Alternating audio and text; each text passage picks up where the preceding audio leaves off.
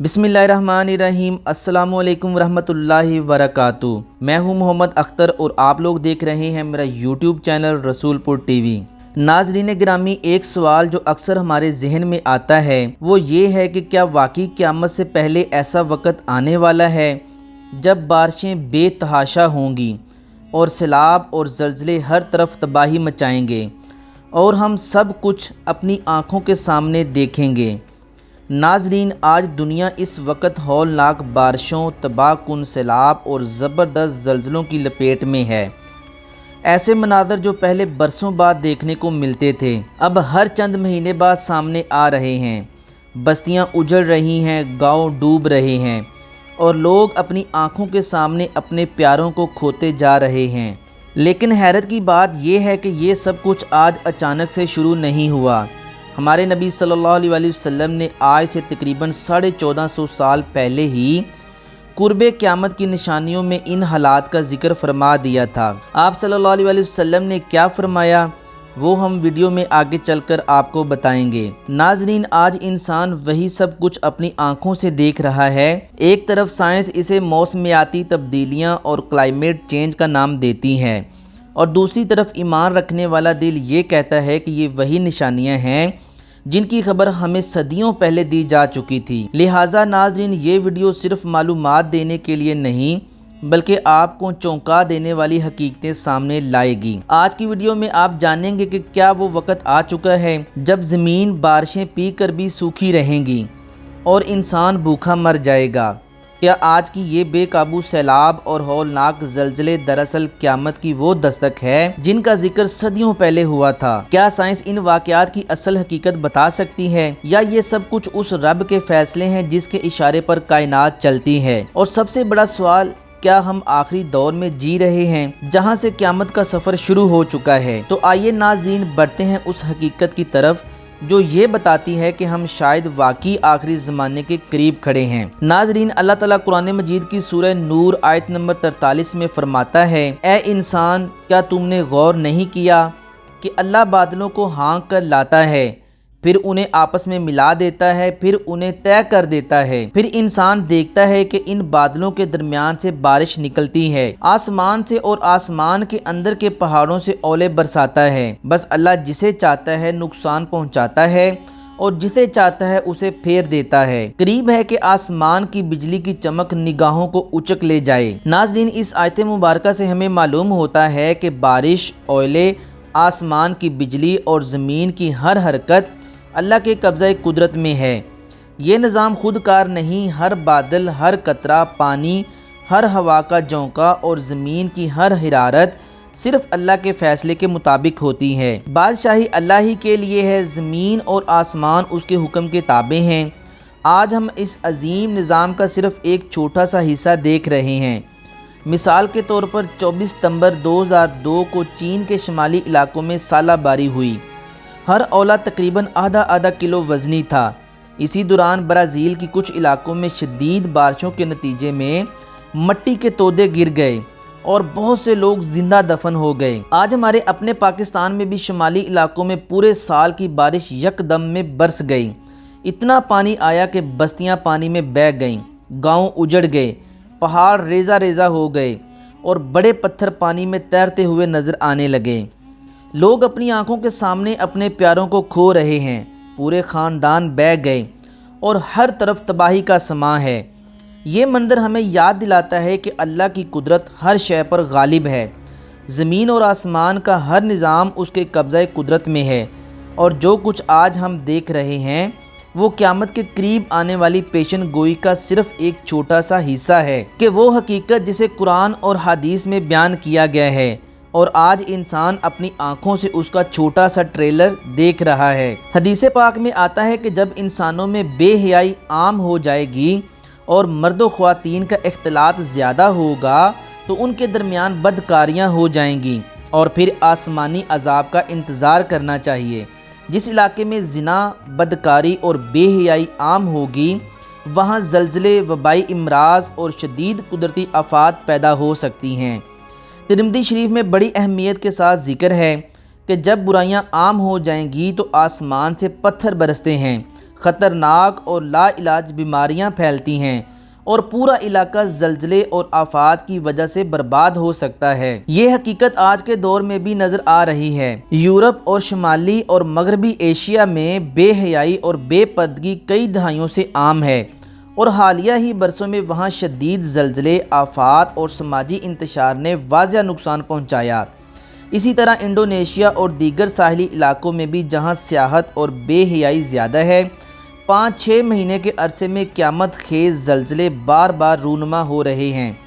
یہ سب کچھ ممکنہ طور پر اس بات کی تصدیق ہے کہ سید الکونین حضرت محمد مصطفیٰ صلی اللہ علیہ وآلہ وسلم کی صداقت آج بھی عیاں ہو رہی ہے اور قرآن و حدیث میں بیان کردہ نشانات انسان کی آنکھوں کے سامنے حقیقت میں آ رہے ہیں، یعنی اب قیامت بہت قریب آ چکی ہے اور اس کی مزید چند علامات ہمیں آئندہ سامنے دکھائی جائیں گی۔ ناظرین، یہاں یہ علامات ضرور سن لیں، کیونکہ اگر کسی فتنہ یا حادثے کے بارے میں پہلے سے معلوم ہو جائے تو اللہ تعالیٰ اس کے شر سے بچا سکتے ہیں۔ اسی لیے حضرت حذیفہ بن یمان رضی اللہ تعالیٰ عنہ فرماتے ہیں کہ صحابہ کرام رضی اللہ تعالیٰ عنہ قیامت کی نشانیوں کے بارے میں اکثر پوچھا کرتے تھے تاکہ وہ ان فتنوں اور شر سے اپنے آپ کو بچا سکیں۔ ناظرین گرامی، قیامت سے پہلے ایک بہت بڑی نشانی ظاہر ہوگی اور وہ ہے فتنہ دجال۔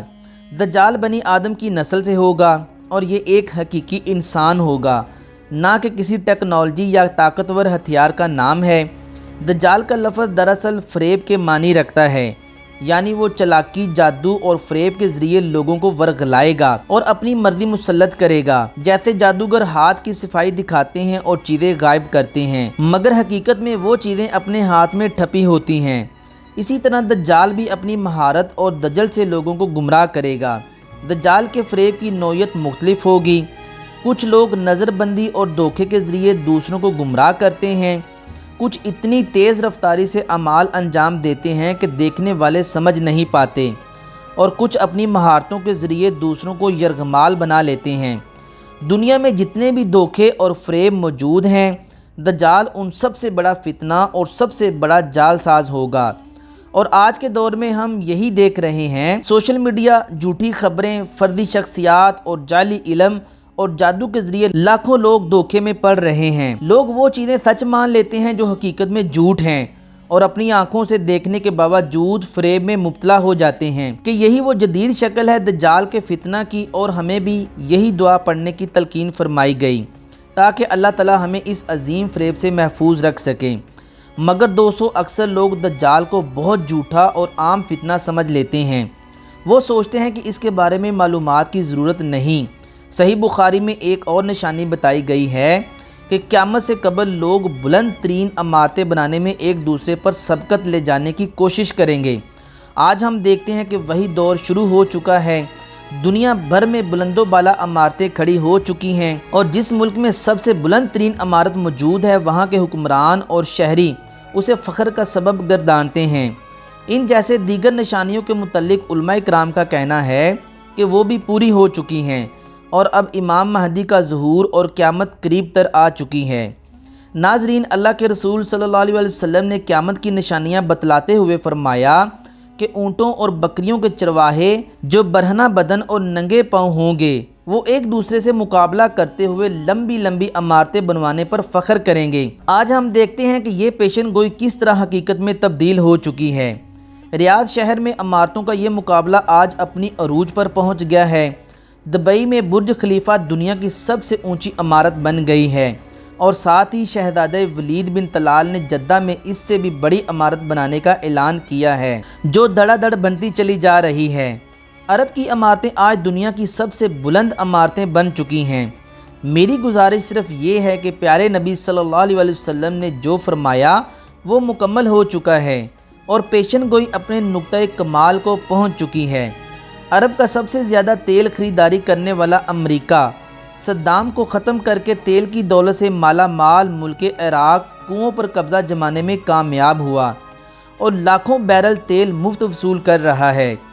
اس زوال کے بعد تیل کی گرتی ہوئی قیمتوں کو نچلی سطح تک پہنچا دیا، اور عرب ممالک کے سنہری دور کے خاتمے کا راستہ واضح ہو گیا۔ اب سوال یہ پیدا ہوتا ہے کہ زوال کے بعد کیا ہوگا؟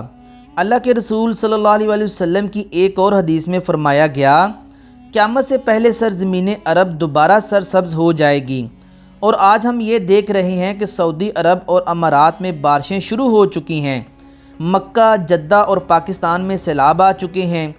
عرب کی سرزمین جسے جدید ٹیکنالوجی کے ذریعے سرسبز بنانے کی کوشش کی گئی تھی، اب قدرتی موسم کی وجہ سے بھی سرسبز ہو رہی ہے۔ سعودی عرب پہلے ہی گندم میں خود کفیل ہو چکا ہے، اور اب خشک پہاڑوں پر بارشوں کی وجہ سے سبزہ اگنا شروع ہو گیا ہے، پہاڑ سرسبز ہونا شروع ہو گئے ہیں۔ بارشوں کی وجہ سے حکومت کو ڈیم بنانے پڑیں گے، جس سے پانی کی نہریں نکلیں گی، ہریالی بڑھے گی، فصلیں لہلہائیں گی، اور یوں یہ پیشن گوئی بھی اپنے تکمیلی مراحل سے گزر رہی ہے۔ آج ہم اپنی آنکھوں سے دیکھ رہے ہیں کہ جو کچھ میرے پیارے آقا صلی اللہ علیہ وسلم نے فرمایا وہ حقیقت بن کر سامنے آ رہا ہے۔ ناظرین، اگر احادیث پر غور کریں تو مشرق وسطیٰ کے زوال کا آغاز ملک شام سے ہوا، لیکن شاید عرب حکمران یا تو یہود و نصارہ کی چال سمجھ نہ سکے یا بے رخی اختیار کی وجہ جو بھی ہو، آپ صلی اللہ علیہ وسلم کی بتائی ہوئی علامات کو ظاہر ہونا ہی تھا۔ حدیث پاک میں ارشاد ہے کہ جب اہل شام تباہی اور بربادی کا شکار ہو جائیں گے تو پھر تم میں کوئی خیر باقی نہ رہے گی۔ محترم ناظرین، یاد رکھیں کہ احادیث مبارکہ کی روح سے شام اور اہل شام سے امت مسلمہ کا مستقبل وابستہ ہے۔ اگر ملک شام ایسے ہی برباد ہوتا رہا تو پوری امت مسلمہ کی بھلائی ممکن نہیں، اور حقیقت یہ ہے کہ تقریباً 90% شام تباہ ہو چکی ہے۔ 5 سالہ خون ریزی میں 8 لاکھ بے گناہ بچے، بوڑھے، خواتین اور لاتعداد لوگ زندگی کی بھیک مانگتے ہوئے شہید ہو گئے، اور اتنی ہی تعداد زخمی یا معذور ہو چکی ہے۔ لہذا شام مکمل تباہی کے بعد اپنا ذاتی حالت میں ہے۔ حدیث کے مطابق عرب ممالک کے سنہرے دور کا خاتمہ شام کے موجودہ حالات کی وجہ سے واضح ہے۔ چاہے اسرائیل، روس یا امریکہ کسی بھی بہانے سے دخل دیں، اصل ہدف جزیرۃ العرب ہے۔ کفار کا عقیدہ ہے کہ دجال کے لیے یہ انتظامات مکمل کیے جائیں، اور اس کے لیے عرب ممالک میں عدم استحکام پیدا کرنا ضروری ہے۔ شام پر یہود و نصارہ کا قبضہ کرنا چاہیے، اور یہ سلسلہ حضرت مہدی علیہ السلام کے ظہور سے قبل ہوگا۔ کتاب فتن میں آیا ہے کہ آخری زمانے میں مسلمان ہر طرف سے مغلوب ہوں گے، مسلسل جنگیں ہوں گی، شام میں بھی عیسائی حکومت قائم ہو جائے گی، اور علماء کرام سے روایت ہے کہ سعودی عرب، مصر، ترکی وغیرہ میں باقاعدہ حکومت باقی نہیں رہے گی، مسلمانوں کی آپسی خانہ جنگی عام ہوگی، اور عرب ممالک میں بھی پرشوک حکومت نہیں رہے گی۔ خیبر کے قریب یہود و نصارہ پہنچ جائیں گے، جبکہ بچے اور مسلمان مدینہ منورہ میں محفوظ ہوں گے، اور اس وقت حضرت امام مہدی علیہ السلام مدینہ منورہ میں ہوں گے۔ دریا دجلہ بھی مہدی علیہ السلام کے ظہور سے قبل خشک ہو جائے گا۔ اس لیے مشرق وسطیٰ کے حالات کو دیکھیں تو صاف ظاہر ہے کہ دنیا ہولناکیوں کی جانب بڑھ رہی ہے۔ فرانس میں حملوں کے بعد فرانس اور یورپ نے بھی عالمی جنگ کا ذکر کیا ہے، اور سوال یہ پیدا ہوتا ہے کہ اس عالمی جنگ کا مرکز کون سا خطہ ہوگا؟ واضح طور پر مشرق وسطیٰ متوقع ہے۔ یہاں ہندو پاک کی کشمکش اور بڑھتے حالات بھی نشان دے رہے ہیں کہ غزہ ہند کی طرف رخ ہو رہا ہے۔ حضرت ابو ہریرہ رضی اللہ تعالی عنہ سے روایت ہے کہ آپ صلی اللہ علیہ وسلم نے فرمایا، میری قوم کا ایک لشکر وقت آخر کے نزدیک ہند پر چڑھائی کرے گا، اور اللہ تعالیٰ اسے فتح نصیب کرے گا، یہاں تک کہ وہ ہند کے حکمرانوں کو بیڑیوں میں جکڑ کر لائیں گے، اور اللہ اس لشکر کے تمام گناہ معاف کر دے گا۔ پھر وہ لشکر واپس رخ کرے گا اور شام میں موجود عیسیٰ ابن مریم علیہ السلام کے ساتھ مل جائے گا۔ حضرت ابو ہریرہ رضی اللہ تعالی عنہ نے فرمایا، اگر میں اس وقت تک زندہ رہا تو میں اپنا سب کچھ بیچ کر بھی اس لشکر کا حصہ بنوں گا۔ پھر جب اللہ ہمیں فتح نصیب کرے گا تو میں ابو ہریرہ کے دور میں آزاد کہلاؤں گا۔ جب میں شام پہنچوں گا تو عیسیٰ ابن مریم علیہ السلام کو تلاش کروں گا اور انہیں بتاؤں گا کہ میں محمد صلی اللہ علیہ وسلم کا ساتھی ہوں۔ رسول پاک صلی اللہ علیہ وسلم نے تبسم فرمایا اور فرمایا، بہت مشکل آنے والے ادوار بڑے پرفتر نظر آتے ہیں، اور سرکار دو عالم صلی اللہ علیہ وسلم نے فرمایا، میری امت پر ایک دور آئے گا جس میں فتنہ ایسے تیزی سے آئیں گے جیسے تسبیح کے دانے زمین کی طرف گر رہے ہوں، لہٰذا اپنی نسلوں کی ابھی سے تربیت اور ایمان کی فکر فرمائیے۔ موبائل کے استعمال، دیر رات تک جاگنا، فیشن اور یہودی انداز اپنانا اور نمازوں کو ترک کرنا چھوڑ دیں، ورنہ آزمائش کا مقابلہ مشکل ہو جائے گا۔ ناظرین، یہ بات یاد رکھیں کہ آسمان سے آنے والے مصائب، بلائیں اور آفات اکثر انسان کے اپنے گناہوں اور بدعمالیوں کا نتیجہ ہوتی ہیں، قرآن مجید میں اللہ تعالیٰ فرماتے ہیں کہ خوشی اور تری میں فساد ان گناہوں کے باعث پھیل گیا جو لوگوں نے کیے، تاکہ اللہ انہیں بعض برے اعمال کا مزہ چکھا دے اور وہ واپس راستے پر آئیں۔ خوشی سے مراد انسانی آبادیاں ہیں اور تری سے مراد سمندری راستے اور ساحلی آبادیاں۔ فساد کا مطلب ہر وہ بگاڑ ہے جو انسانوں کے معاشرے اور آبادیوں میں امن و سکون کو تباہ کر دے، ان کی عیش و آرام میں خلل پیدا کرے یا معاشرتی اور اخلاقی حدود پامال ہو جائیں۔ یہ فساد صرف انسانوں کے اعمال تک محدود نہیں، اللہ تعالیٰ بعض اوقات اپنی بھلائی اور آفات بھی بھیجتا ہے، جیسے کہ حیض، بیماری، خوف، وبائیں، زلزلے، طوفان اور سیلاب۔ اس کا مقصد یہی ہوتا ہے کہ لوگ اپنی غلطیوں کا احساس کریں، گناہوں سے باز آئیں اور اللہ کی طرف رجوع کریں۔ برعکس وہ معاشرے جو اللہ کی اطاعت پر قائم ہوں اور عدل و انصاف کی بنیاد پر چلیں، وہاں اللہ کی طرف سے خیر و برکت اور سکون نازل ہوتا ہے، جیسا کہ حضرت ابو ہریرہ رضی اللہ تعالی عنہ کی حدیث میں آیا ہے، زمین میں اللہ کی ایک حدود قائم کرنا وہاں کے انسانوں کے لیے 40 روز کی بارش سے بہتر ہے۔ اسی طرح ایک اور حدیث میں فرمایا گیا کہ جب ایک بدکار آدمی فوت ہو جاتا ہے تو بندے، شہر، درخت اور جانور سب اس سے آرام محسوس کرتے ہیں۔ لہذا ہر انسان کو چاہیے کہ وہ موجودہ حالات پر غور کریں۔ آج کے دور میں بے حیائی، ظلم، زکوٰۃ نہ دینا، سود اور جوا، لوگوں کے مال پر قبضہ اور دیگر برائیاں عام ہو گئی ہیں۔ یہی وجہ ہے کہ لوگ مختلف بیماریوں جیسے ایڈز، کینسر اور خطرناک امراض میں مبتلا ہو رہے ہیں۔ ظلم و بربادی، دشمنی، قتل و غارت، زلزلے، سیلاب، طوفان اور تجارتی نقصان سب اسی کا نتیجہ ہے۔ تو ناظرین، یہاں بہت سے لوگ سوال کرتے ہیں کہ کافروں کے ممالک میں جہاں کفر و شرک اور گناہ عام ہے، وہاں اتنا فساد کیوں نہیں؟ تو جواب یہ ہے کہ انہیں دنیا میں مہلت ملی ہوئی ہے، اور فساد صرف مال یا ظاہر کی حالت نہیں بلکہ ذہنی بیماریوں، ذہنی پریشانیوں اور معاشرتی طور طریقے ہزاروں پہلوؤں سے ہوتا ہے۔